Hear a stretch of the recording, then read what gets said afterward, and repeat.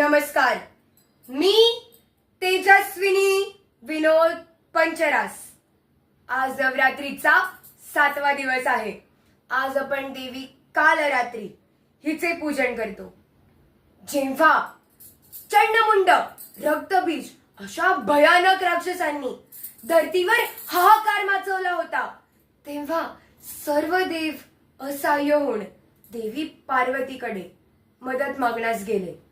देवी पार्वतीने तिच्या अद्वितीय शक्तीने एक असे ऊर्जा निर्माण केली जी भयानक, अंधारमय तरीही अद्वितीय होती.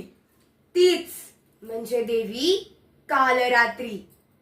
देवी कालरात्रीने चंडमुंड या दोघांचा वध केला व त्या दिवसापासून तिला चंडिका असे म्हटले जाते.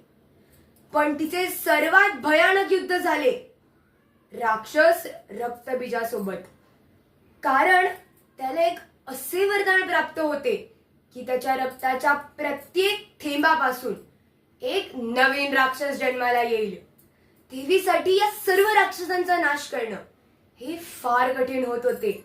म्हणून देवीने तिच्या शक्तीने रक्तबीजाचा प्रत्येक रक्ताचा थेंब प्राशन केला व त्याचा वध केला.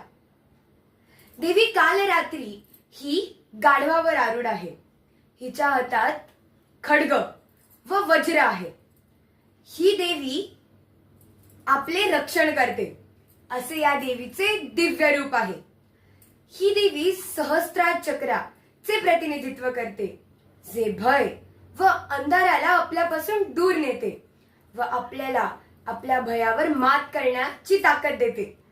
या देवीच्या आशीर्वादाने आपल्या घरात समृद्धी व शांतता नांदते. धन्यवाद.